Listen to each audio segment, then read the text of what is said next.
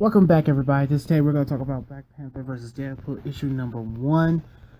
Let me first also say that I was definitely excited about this issue right here. When I first saw it on that was coming out, it's like, okay, this is pretty cool. You have Deadpool who's can't really understand what he's gonna do, what he's gonna say.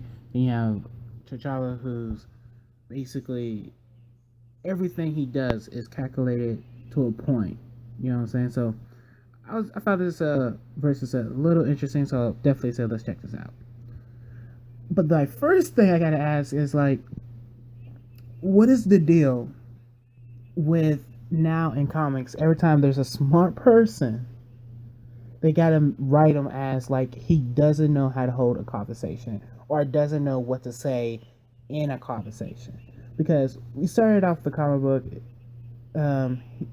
he's in his laboratory. Sherry said, it's basically their version of the Halloween. So I'm not gonna try to pronounce it. So, the king people do need to see their king out there, enjoying the festivity, giving them peace of mind. So they go out there, they see these kids dressed in all different type of costumes, and they see some group of kids dressed as heroes. So he walks up to the girl. The girl is wearing a kind of like a Black Panther mask. He talked to her, basically said, here's one of my favorite candies. It's from America, and it's basically poison, but the Black Panther is strong. And I was like, wait a second.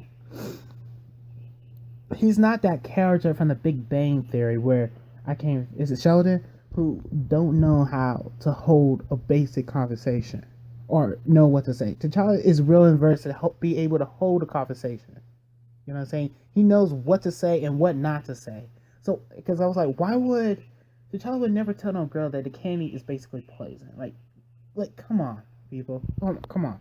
T'Challa knows better than that.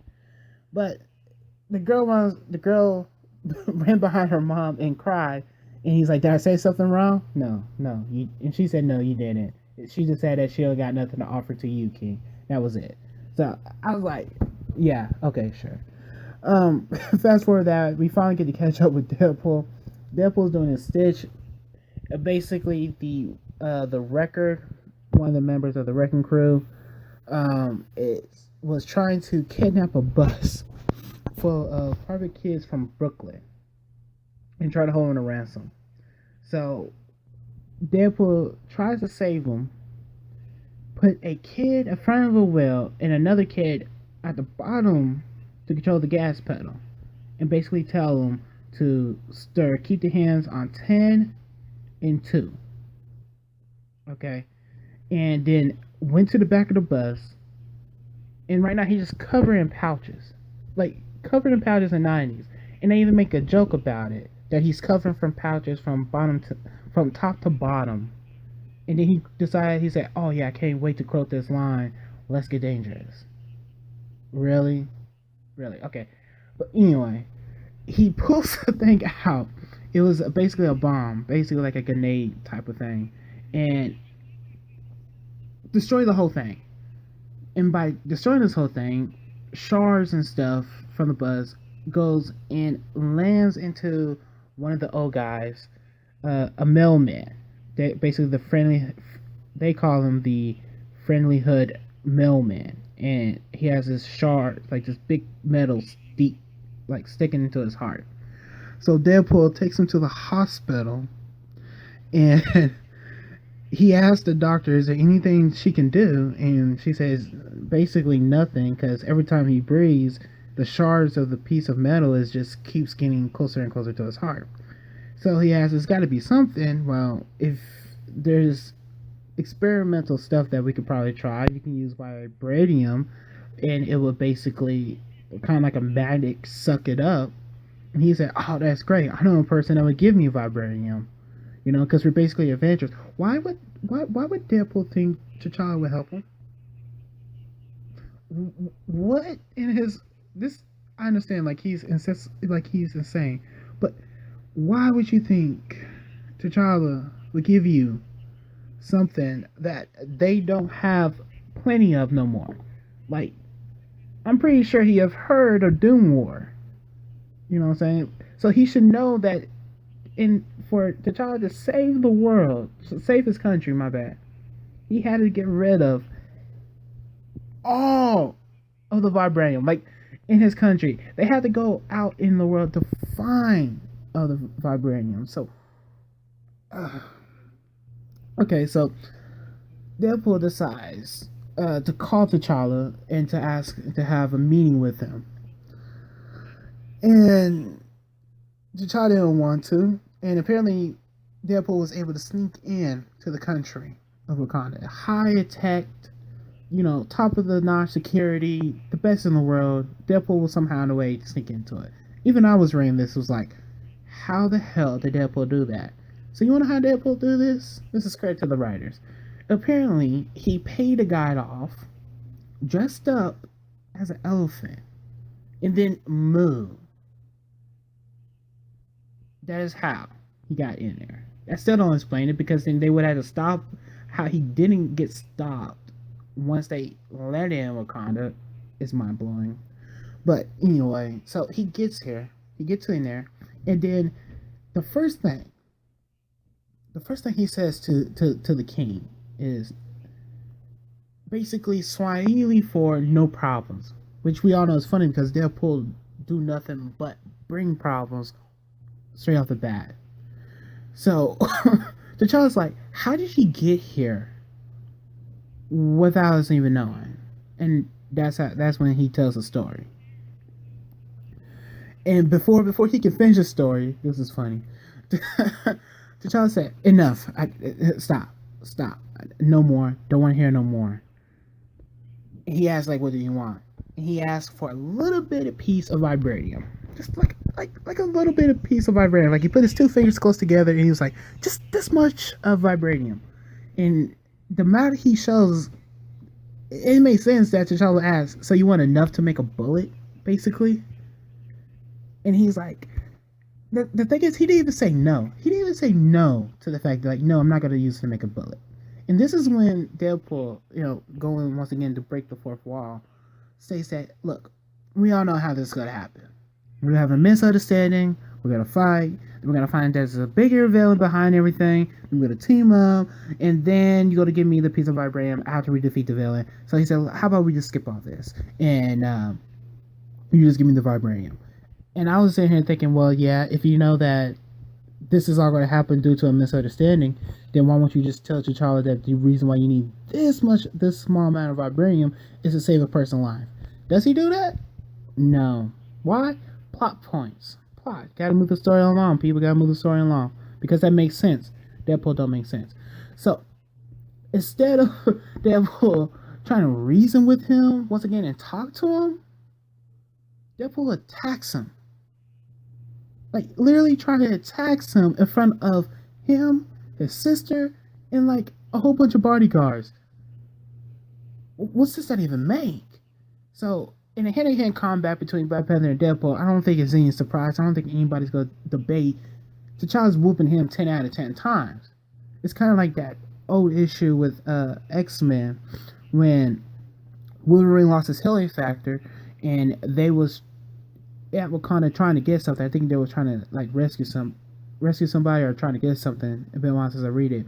And even Black Panther said, look, Wolverine, with your healing factor, you probably could have beat me. But without your healing factor, you're not going to beat me because you're so used to your healing factor. And you're so used to fighting out of wild and out of control, being so unpredictable. But without it, you can't beat me because you're going to feel everything I'm about to dish to you. You know what I'm saying? So, it's basically this hit wasn't here again. It's like, yeah, Wade Wilson might beat T'Challa in a hand-to-hand combat, but that will only happen once he get tired, fatigued, and Wilson is just regenerating and just coming back. But apparently T'Challa, he figured that out. So he quickly dispatched him about that. Then he asked for Shuri to create a distraction where he went and grabbed this machine that he was working on that can basically cut through something and heal at the same time, blast one of Deadpool's arm off. In doing so, due to this machine using certain star cells, he found out that you really don't have a healing factor, Deadpool. what you have is basically a death factor because it's basically your cancer cells are what's regenerating, not your limbs, just your cancer cells are regenerating you back to normal. And due to this machine that I'm creating, it's basically halting your cancer cells, basically destroying your cancer cells, so you can't regenerate your pieces of limbs back. Huh. That's pretty interesting. And then he's like, you know what? I'm gonna take this arm and do some more studying. Deadpool didn't like that. Once again, tried to attack him, and this was a pretty cool moment. He basically knocked his sword away, grabbed his sword, and stabbed him. And it's like, you are not gonna attack me in my home once again. That is like the second time. Stand still. And he basically give his arm, basically take his arm, put his arm somewhere for safety because he's gonna do more studies on it. And then he used his technology to realize, oh, you have a transporter, right? And he's like, and Deadpool's like, yeah. He's like, do you know the range of it? Deadpool's like, no, I haven't used to have it in like 2012. He said, well, I'm about to hack it. I'm about to send you out of my country. Do not come back. We'll mail you your arm back. So, like Deadpool said, you have the misunderstanding. Then next we're going to get the big fight. So he's like, you know what? I'm not leaving here until I get that small piece of vibranium. And he basically heard what T'Challa was talking about at the beginning of the story is what makes a king, how you become a king. He said, you want to know how you become a king? You cut the head off of the king. That's how you become a king. So sign up for the next story. It was pretty good. I mean, I'm definitely not a Deadpool fan. Um, I can't really deal with too much of the fourth wall breaking because I like to read comic books and pretend that it's actually happening, like we're in this world that is actually real. And when you read a Deadpool book, he's constantly breaking the fourth wall. This iteration of Deadpool. But I'm very interested to see how this is gonna work. Definitely they're saying up that there is gonna be a super villain. I don't know what that's probably gonna be. My guess it'd probably be, I don't know, maybe what's his name? Claw probably might be it. You know what I'm saying? Because he's always wanted vibranium. Um, Very interesting. It took a while for me to get used to this art. I'm not a fan of this type of art, this cartoony type of art. I know it's very big in Deadpool books, this cartoon type of art, but I'm more of your realistic type of art, which I would definitely like to see a more realistic type of art with this type of here.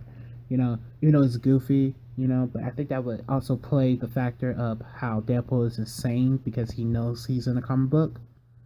Um, I got that pretty good for an issue. Definitely excited for the second one. Can't wait for next month. I think it is when issue number 2 of this come out and see more of this combat fight because it's definitely good. I like to see how Deadpool is going to be able trying to fight T'Challa when he only has one arm, or maybe he's going to be able to get his arm back and reattach it somehow. We'll have to find out. This is it for now. Hopefully you like it. Leave down in a comment what you also thought about this book. Until next time.